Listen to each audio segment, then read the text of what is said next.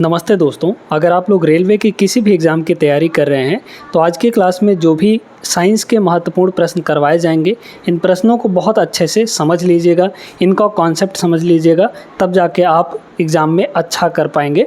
हम यहाँ पर फिज़िक्स लेकर आए हैं, फिज़िक्स के कुछ महत्वपूर्ण प्रश्नों को करने वाले हैं। तो देखते हैं यहाँ पे पहला सवाल। बाकी 2 क्लासेस ऑलरेडी अपलोड हो चुकी है, उनको भी ज़रूर देख लीजिएगा। महत्वपूर्ण प्रश्न करवाए गए हैं उनमें भी, लिंक आपको डिस्क्रिप्शन में मिल जाएगा प्लेलिस्ट का, ठीक है। आइए देखते हैं यहाँ पे पहला सवाल क्या बोला गया है। किसका केवल परिमाण यानी मैग्नीट्यूड है, दिशा नहीं। मतलब इनमें से किस क्वांटिटी के पास सिर्फ मैग्नीट्यूड है, मतलब सिर्फ परिमाण है और डायरेक्शन नहीं है। जिनके पास सिर्फ और सिर्फ परिमाण होता है, डायरेक्शन नहीं होता है, उनको हम लोग कहते हैं स्केलर क्वांटिटी यानी कि अदिश राशियाँ, मतलब उनमें कोई दिशा नहीं होता है ना। और जिनमें मैग्नीट्यूड के साथ साथ यानी परिमाण के साथ साथ डायरेक्शन भी ज़रूरी होता है बताने के लिए, उनको कहते हैं वेक्टर क्वांटिटीज़ यानी सदिश राशियाँ। अब यहाँ पर अदिश राशि कौन सा है इसमें से, बस यही आपको पता करना है, मतलब किसमें दिशा नहीं है, ठीक है। चलिए तो देखते हैं यहाँ पे सेकंड ऑप्शन देखिए, इम्पल्स के पास यहाँ पर डायरेक्शन होता है, मतलब यह एक वेक्टर क्वांटिटी है, ठीक है। विस्थापन डिस्प्लेसमेंट ये भी एक वेक्टर क्वांटिटी है। फोर्स ये भी एक वेक्टर क्वांटिटी है यानी बल। सिर्फ यहाँ पर जो कार्य है यानी कि वर्क, ये आपका स्केलर क्वांटिटी है, मतलब इसमें सिर्फ मैग्नीट्यूड होता है, सिर्फ न्यूमेरिकल वैल्यू होती है, कोई डायरेक्शन नहीं होता। तो मतलब हमारे सवाल का जो सही आंसर है वो क्या हो जाएगा, first option is the correct answer, ठीक है। सभी लोग समझ गए होंगे। अब यहाँ पर थोड़ा सा जान लीजिए कि जो वर्क होता है इसका फॉर्मूला क्या होता है। तो जो वर्क होता है यानी कि यहाँ पर जो वर्क होता है W, ये होता है F(s cos theta), F(s cos theta). F क्या है यहाँ पर फोर्स, और S क्या है यहाँ पे डिस्प्लेसमेंट, और जो थीटा है एंगल, ये फोर्स और डिस्प्लेसमेंट इन दोनों के बीच का एंगल है, ठीक है। फोर्स और डिस्प्लेसमेंट दोनों के बीच का एंगल होता है। जैसे फोर्स अगर इधर लगाया जा रहा है ना, फोर्स अगर इस डायरेक्शन में लगाया जा रहा है और मान लीजिए डिस्प्लेसमेंट इधर हो रहा है, ये डिस्प्लेसमेंट का डायरेक्शन है, तो इन दोनों के बीच में जो एंगल बनेगा वही एंगल यहाँ पर लिखा गया है ना। और इसको एक तरीके से और लिख सकते हैं, अगर वेक्टर फॉर्म में लिखेंगे इसको, तो जो W हो जाएगा यानी कि वर्क हो जाएगा, वो क्या हो जाएगा, F.s, F वेक्टर S होता है यहाँ पे। अच्छा, ये दोनों के दोनों वेक्टर क्वांटिटी हैं, फोर्स भी और डिस्प्लेसमेंट भी। S का मतलब यहाँ पर डिस्प्लेसमेंट है। जब इनका डॉट प्रोडक्ट किया जाता है, क्योंकि वेक्टर क्वांटिटीज़ का प्रोडक्ट 2 टाइप का होता है, एक क्रॉस प्रोडक्ट और एक होता है डॉट प्रोडक्ट। डॉट प्रोडक्ट को हम लोग अदिश गुणन बोलते हैं और क्रॉस प्रोडक्ट को हम लोग सदिश गुणन बोलते हैं। तो ये जो अदिश गुणन है, मतलब कि डॉट प्रोडक्ट है, ये डॉट प्रोडक्ट 2 वेक्टर का डॉट प्रोडक्ट हमेशा एक स्केलर क्वांटिटी देता है। मतलब ये वर्क कैसा होगा हमारा, एक स्केलर क्वांटिटी हो जाएगा। समझ में आ गया कि नहीं अच्छे तरीके से। कार्य यानी वर्क का SI यूनिट भी आपको पता होगा क्या होता है यहाँ पर, इसका SI यूनिट जूल हो जाता है, ठीक है। इसका SI यूनिट जूल होता है। और किसका SI यूनिट जूल होता है, तो यहाँ पर एनर्जी का भी SI यूनिट जूल के बराबर होता है दोस्तों। बाकी पिछला क्लास अगर देखें आप दोनों क्लासेस, तो आपको अच्छे से सारी चीज़ें समझ आ गई होंगी। आगे चलते हैं सेकंड पे। चलिए क्वेश्चन नंबर 2 देखा जाए। यहाँ पे कौन सी राशि अदिश राशि है, मतलब स्केलर क्वांटिटी कौन सी है इसमें से। संवेग यानी मोमेंटम, बल यानी फोर्स, और द्रव्यमान यानी मास, या फिर वेग यानी वेलोसिटी। इसमें से अदिश राशि कौन सी है, स्केलर क्वांटिटी कौन सी है। देखिए, मोमेंटम के पास डायरेक्शन होता है, ठीक है। मोमेंटम के पास डायरेक्शन होता है। जिस डायरेक्शन में वेलोसिटी होती है उसी डायरेक्शन में मोमेंटम का भी डायरेक्शन होता है। मतलब ये तो एक वेक्टर क्वांटिटी हो गया। फोर्स ये बता ही चुके हैं, वेक्टर क्वांटिटी ही होता है। वेलोसिटी ये भी वेक्टर क्वांटिटी है, बस एक ही है जो मास है, ये स्केलर क्वांटिटी है। मतलब C option is the correct answer, ठीक है। समझ में आ गया। मोमेंटम का फॉर्मूला क्या होता है, मोमेंटम को डिनोट किया जाता है P से। ये एक स्केलर क्वांटिटी है, इसको ऐसे लिखते हैं, और ये होता है M इंटू वी, वी मतलब वेलोसिटी, m इंटू वी यानी मास इंटू वेलोसिटी आपका मोमेंटम हो जाता है। क्लियर है ना? आगे चलते हैं। इसको देखिएगा, ये किस में पूछा गया था? आरआरबी ग्रुप डी 2018 में। निम्न में से किस में दिशा और परिमाण दोनों होता है? मतलब वेक्टर क्वांटिटी कौन सी इसमें से? मास स्केलर है, डिस्टेंस ये भी स्केलर है, चाल जो है ये भी आपका स्केलर है, लेकिन वेक्टर कौन है? सिर्फ और सिर्फ यहाँ पे मोमेंटम। अच्छा, बहुत बच्चे यहाँ पर कंफ्यूज रहते हैं कि भाई डिस्टेंस और डिस्प्लेसमेंट ये दोनों अलग अलग कैसे हुए, है ना? ये दोनों अलग अलग कैसे हुए? क्योंकि डिस्टेंस होता है एक स्केलर क्वांटिटी, लेकिन डिस्प्लेसमेंट यानी विस्थापन होता है एक वेक्टर क्वांटिटी। याद रखिएगा इन चीज़ों को। Distance is a scalar quantity but displacement is a vector quantity. Same as यहाँ पे जो स्पीड होता है मतलब चाल, ये एक स्केलर है, लेकिन वेलोसिटी जो है, वेलोसिटी वो आपका वेक्टर क्वांटिटी होता है। तो इन चीज़ों को ध्यान में रखना है आपको, है ना? तो आपको कोई कन्फ्यूज़न नहीं होगी। आगे चलते हैं क्वेश्चन नंबर 4 पे। क्वेश्चन नंबर 4 क्या कहा जा रहा है? ये भी ग्रुप डी 2018 का प्रश्न है। निम्नलिखित में से किस पेयर की दिशा हमेशा एक समान होती है? मतलब किनका डायरेक्शन एक ही समान होता है हमेशा के लिए, मतलब वो बदल नहीं सकता। पहला क्या है यहाँ पे? बल यानी फोर्स और वेलोसिटी। दूसरा है यहाँ पे बल और त्वरण, ठीक है। तीसरा यहाँ पे बल और विस्थापन, और चौथा है यहाँ पे बल और संवेग। देखिए दोस्तों, यहाँ पर F इक्वल टू होता है ma, ठीक है। F इक्वल टू होता है क्या? ma, है ना? ये फार्मूला आप लोग जानते होंगे, F equal to m into a. A आपका एक्सेलरेशन, ये एक वेक्टर क्वांटिटी है, तो इसके वजह से ही ये एक वेक्टर क्वांटिटी बन पाती है, क्योंकि m तो एक कांस्टेंट है, एक स्केलर क्वांटिटी है, इससे तो कोई फ़र्क पड़ेगा नहीं जब मल्टीप्लाई करेंगे तो, है ना। मेन जो फोर्स का डायरेक्शन मिलता है वो किसकी वजह से मिलता है? एक्सेलरेशन की वजह से। जिस डायरेक्शन में एक्सेलरेशन होगा हमेशा उसी डायरेक्शन में आपका फोर्स होगा, ठीक है। क्लियर हो गया कि नहीं? तो यहाँ पर जो सेकेंड ऑप्शन है, ऑप्शन नंबर बी, ये आपका करेक्ट आंसर हो जाएगा। नेक्स्ट यहाँ पर देखिए, एनटीपीसी का है 2021 का, मतलब लेटेस्ट ही सवाल है ये। हवा की गति को मापने के लिए निम्न में से किस उपकरण का उपयोग किया जाता है? कौन सा इंस्ट्रूमेंट यूज़ किया जाता है स्पीड ऑफ एयर को मेज़र करने के लिए? ठीक है, यहाँ पर है ओडोमीटर। ओडोमीटर आपका व्हीकल में डिस्टेंस बताता है कि कितना दूर चल चुकी है गाड़ी, कोई भी गाड़ी कितना दूर चल चुकी है, ये आपका कौन बताता है? ओडोमीटर, ठीक है, डिस्टेंस बताएगा। हाइग्रोमीटर, ये एनीमोमीटर, ठीक है। अच्छा, एमीटर क्या करता है? तो एमीटर जो है ये करंट बताता है, कितना करंट किसी भी सर्किट में फ्लो हो रहा है। एनीमोमीटर इसका करेक्ट आंसर हो जाएगा। एनीमोमीटर जो है वो आपका स्पीड ऑफ एयर बताता है, यानी कि हवा की गति बताता है। क्लियर हो ना? आगे चलते हैं। नेक्स्ट देखिए, सूर्य को देखने के लिए किस यंत्र का उपयोग किया जाता है ना? डायरेक्टली तो नहीं देख सकते हैं उसको, ठीक है। उसके अंदर की सारी चीज़ें देखने के लिए हम लोग किसका यूज़ करते हैं? यहाँ पर हीलियोस्कोप का, हीलियोस्कोप, यहाँ पे हीलियोस्टैट लिखा गया है, जबकि हीलियोस्कोप होगा, इसको ध्यान रखिएगा, है ना। यहाँ पर इसको थोड़ा सा सुधार लीजिएगा। ये helioscope, option number C is the correct answer, ठीक है। आगे चलते हैं। इस क्वेश्चन को देखिए दोस्तों, ये क्वेश्चन भले ही पुराना क्वेश्चन है, 2014 का है, लेकिन बहुत इंपॉर्टेंट क्वेश्चन है। ऐसे सवाल आने की संभावना ज़्यादा है। एमीटर, दो चीज़ें होती हैं यहाँ पर सर्किट में लगाई जाती हैं। एक्चुअली तीन चीज़ें होती हैं, एक गैल्वेनोमीटर, दूसरा होता है एमीटर और तीसरा होता है वोल्टमीटर, है ना। गैल्वेनोमीटर क्या करता है? सिर्फ आपका ये बताता है वो कि किसी भी सर्किट में करंट फ्लो हो रहा है या नहीं, सिर्फ इतना बताता है गैल्वेनोमीटर, है ना। वो ये नहीं बताता कि कितना करंट फ्लो हो रहा है या फिर कितने वोल्टेज उसमें है ना, कितना वोल्टेज ड्रॉप हो रहा है। तो ये चीज़ें गैल्वेनोमीटर नहीं बताता।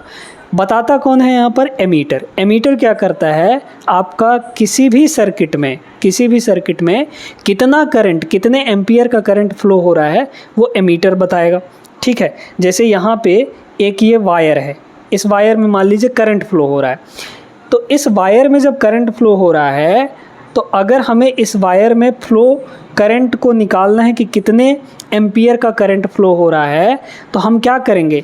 हमें यहाँ पर क्या लगाना पड़ेगा?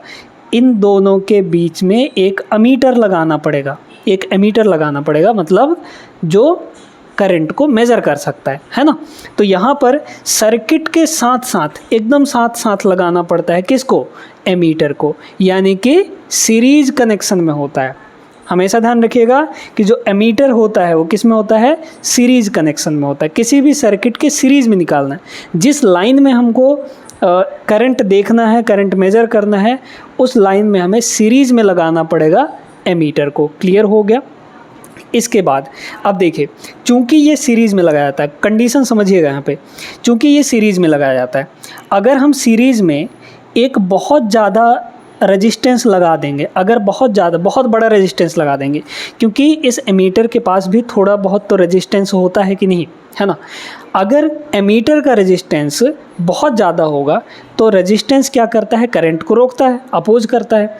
तो अगर इसका बहुत ज़्यादा रेजिस्टेंस होगा तो ये करंट को रोक देगा, जाने ही नहीं देगा, है ना। जब जाने ही नहीं देगा तो फिर आगे के अप्लायंसेस चल नहीं पाएंगे और हम यहाँ पे करंट को मेज़र ही नहीं कर पाएंगे। इसलिए यहाँ पर जो एमीटर होता है इसका बहुत कम एकदम लो इलेक्ट्रिकल रेजिस्टेंस यूज़ किया जाता है। यानी एमीटर का जो रेजिस्टेंस होगा, एमीटर में जो रेजिस्टेंस होगा वो बहुत कम होगा, यानी लगभग जीरो नहीं, लेकिन यहाँ पर बहुत कम, है ना। क्लियर हो गया। तो दो चीज़ें पक्की हो गई। फिर इसके बाद कम विद्युत खींचता है, बिल्कुल ये भी सही बात है ना। तो पहला भी सही हो गया कि connected in the series should have low electrical resistance, होना चाहिए बहुत कम रेजिस्टेंस होना चाहिए एमीटर में। ज़्यादा होगा तो इससे वो करंट को रोक देगा और आगे की चीज़ें नहीं चल पाएंगे। कम विद्युत खींचता है, बिल्कुल सही बात है भाई। कम रेजिस्टेंस होगा तो वोल्टेज ड्रॉप कम होगा, अब वोल्टेज ड्रॉप कम होगा तो फिर यहाँ पे कम विद्युत खींचेगा, है ना। उपरोक्त सभी, इसका जो आंसर हो जाएगा वो क्या हो जाएगा, सभी सही हैं। यहाँ पर एमीटर के बारे में ये तीनों ऊपर की बातें सही हैं। अब बात कर लेते हैं यहाँ पे थोड़ा सा वोल्ट मीटर के बारे में, ठीक है। देखिए, मान लीजिए कि यहाँ पर एक ये वायर है, इस वायर के बीच में यहाँ पर एक फ़ैन लगा हुआ है, ठीक है। क्या लगा हुआ है, ये आपका फ़ैन लगा हुआ है, ठीक है। फिर ये वायर इधर चला गया। अब देखिए, एक ठो प्लस होगा इसका, एक ठो माइनस होगा इसका, ये फ़ैन है यहाँ पर, है ना।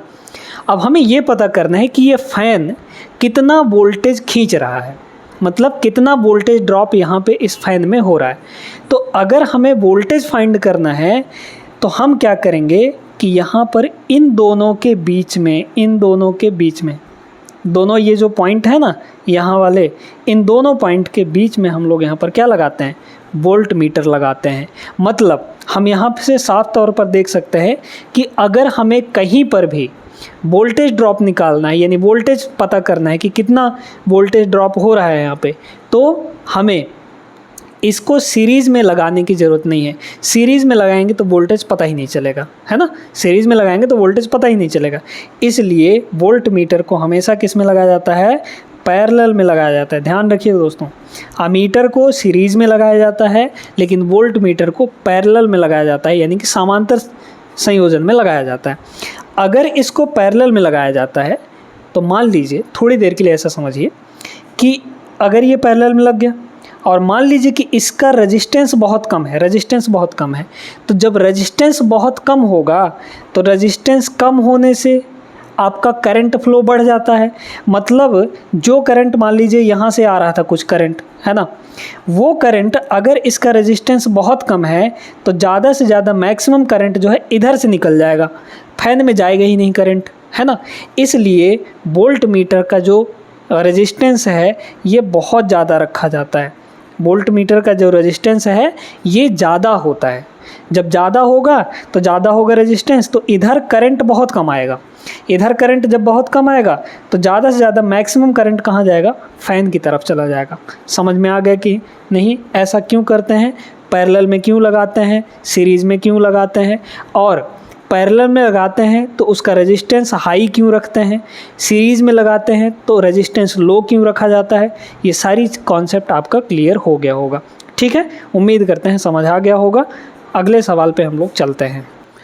इसको देखिएगा यहाँ पे क्या बोला, इनमें से कौन सी राशि सदिश नहीं है। सदिश नहीं होगा तो अदिश होगा, या मतलब स्केलर क्वांटिटी होगा। इसमें से पता करिए स्केलर कौन सा है।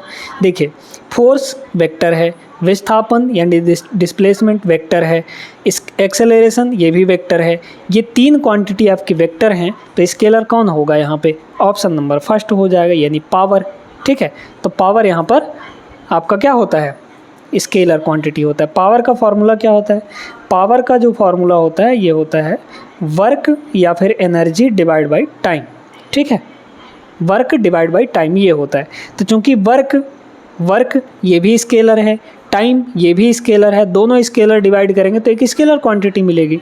मतलब यहाँ पर जिसके पास कोई डायरेक्शन नहीं होगा, सिर्फ मैग्नीट्यूड होगा। ठीक है, ये भी क्लियर हो गया होगा। तो आगे चलिए क्वेश्चन नंबर 9 देखिए, विभवांतर यानी पोटेंशियल डिफरेंस को मेज़र करने के लिए किस इंस्ट्रूमेंट का यूज़ किया जाता है। पोटेंशियल डिफरेंस हो, पोटेंशियल हो, कुछ भी मेज़र करना हो वोल्टेज से रिलेटेड, उसके लिए हम लोग वोल्ट मीटर का यूज़ करते हैं, यानी कि विभव मापी का यूज़ किया जाता है वोल्ट मीटर। ठीक है, एक सेकंड, यहाँ पे ये वाला होगा है ना, वोल्ट मीटर।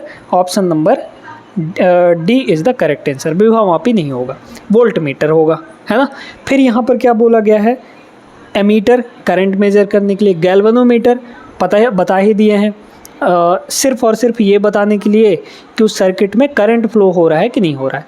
नहीं हो रहा होगा तो गैल्वेनोमीटर चुप रहेगा, कुछ नहीं करेगा, और अगर फ्लो हो रहा होगा तो गैल्वेनोमीटर का जो कांटा होता है, जो सुई होता है, वो ऐसे ऐसे करने लगता है ना। करंट का डायरेक्शन भी बताता है वो, अगर इधर गया तो करंट का डायरेक्शन कुछ और होगा, अगर सुई आपका इधर गया तो फिर करंट का डायरेक्शन उल्टा हो जाएगा। तो ये सारी चीज़ गैल्वेनोमीटर का काम होता है यहाँ पे। इस पे मत जाइएगा, है ना। ये वाला जो है ऑप्शन नंबर डी आपका करेक्ट हो जाएगा। चलिए नेक्स्ट देखते हैं यहाँ पे, जहाज़ों में क्या मापने के लिए इकोलोकेशन का यूज़ किया जाता है। इकोलोकेशन एक इंस्ट्रूमेंट है, जहाज़ों में यूज़ किया जाता है, जो पानी में जहाज़ चलती हैं उनमें यूज़ किया जाता है। किस लिए यूज़ किया जाता है, तो इसका आंसर हो जाएगा यहाँ पे पानी की गहराई, depth of the water measure करने के लिए, पता लगाने के लिए यहाँ पर यूज़ किया जाता है ना। पानी कितना गहरा है कहीं पर समुद्र में, उसका पता लगाने के लिए हम लोग इकोलोकेशन नामक इंस्ट्रूमेंट का यूज़ करते हैं। आगे चलिए क्वेश्चन नंबर 11 पे, इसको देखिएगा, ये तो लेटेस्ट है, आरआरबी एनटीपीसी 2021 में पूछा हुआ प्रश्न है। बोला गया है which instrument is used to show the direction of the flow of current in a circuit. अगर किसी सर्किट में करंट फ्लो हो रहा है तो किस डायरेक्शन में हो रहा है, ये कौन बताएगा, गैल्वेनोमीटर बताएगा। अभी आपको बताएं, ठीक है। गैल्वेनोमीटर ऑप्शन नंबर फर्स्ट होगा। एमीटर पता लगाता है कि कितना करंट फ्लो हो रहा है, वो डायरेक्शन नहीं बताता। रियोस्टेट, हाँ इसको थोड़ा सा यहाँ पर ध्यान दीजिएगा। रियोस्टेट क्या होता है, रियोस्टेट दोस्तों यहाँ पर एक वेरिएबल रेजिस्टेंस होता है। वेरिएबल रेजिस्टेंस जैसे कुछ रेंज दे दिया, जैसे हमारे पास यहाँ पे 0 या फिर 5 ओम है ना, ये 5 ओम से लेकर 100 ओम के बीच हम इसमें से कितने भी ओम का रेजिस्टेंस यूज कर सकते हैं। जितना हमको ज़रूरत होगा इस रेंज के अंदर जितना भी हमें रेजिस्टेंस ज़रूरत होगा वो हमें रियोस्टेट से मिल जाता है। अलग अलग रेंज के रियोस्टेट आते हैं। रियोस्टेट का सीधा मतलब होता है वेरिएबल रेजिस्टेंस, ठीक है। एक ऐसा इंस्ट्रूमेंट जो हमें वेरिएबल रेजिस्टेंस प्रोवाइड करता है, ठीक है। वोल्ट मीटर पता ही है। आगे चलते हैं, क्वेश्चन नंबर 12 देखिएगा। बोला गया भट्टियों जैसे अपेक्षाकृत उच्च तापमान मापने के लिए निम्नलिखित में से किस संयंत्र का उपयोग किया जाता है यहाँ पे, ठीक है। देखिए बहुत ज़्यादा टेम्परेचर, हाई टेम्परेचर, कम टेम्परेचर मेज़र करने के लिए तो हम लोग थर्मोमीटर का यूज़ कर लेते हैं, लेकिन जो भट्टियों में 2000-3000 डिग्री सेल्सियस टेम्परेचर होता है उसको कैसे मेज़र किया जाएगा, तो उसको मेज़र करने के लिए यहाँ पर यूज़ किया जाता है pyrometer. Option number B correct answer हो जाएगा, ठीक है। चलते हैं नेक्स्ट पे।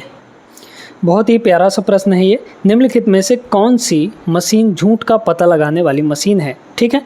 लाई डिटेक्टर मशीन कौन सा है यहाँ पे, ठीक। देखिए टेलीस्कोप तो होता है कि दूर ग्रहों को देखने के लिए यूज़ किया जाता है ना, सूरज चंद्रमा तारे इन सब को देखने के लिए टेलीस्कोप का यूज़ करते हैं। फोटोमीटर ये अलग ही है। पॉलीग्राफ, यहाँ पे पॉलीग्राफ का यूज़ किया जाता है लाई डिटेक्टर के रूप में, मतलब एक लाई डिटेक्टर मशीन कौन सा होता है, पॉलीग्राफ होता है। टैकोमीटर के बारे में भी जान लीजिए। टैकोमीटर क्या करता है कि किसी भी मोटर का जो शाफ्ट होता है वो घूमता है ना, तब मोटर वगैरह का शाफ्ट किस स्पीड से घूम रहा है, किस आरपीएम से घूम रहा है, उसको मेज़र करने के लिए टैकोमीटर का यूज़ किया जाता है। समझ में आए कि नहीं अच्छे से? तो यहाँ पर 13 महत्वपूर्ण प्रश्न करवाए गए आपको साइंस के। बाकी के जो प्रश्न हैं वो हम लोग अगले क्लास में करने वाले हैं, ठीक है। उम्मीद करते हैं कि ये सेशन आपको पसंद आया होगा। वीडियो अगर अच्छी लग रही हो तो लाइक ज़रूर करिएगा दोस्तों, और मिलते हैं अगले क्लास में। तब तक के लिए आप लोग अपना ख्याल रखिएगा, चैनल को सब्सक्राइब कर दीजिए। जय हिंद।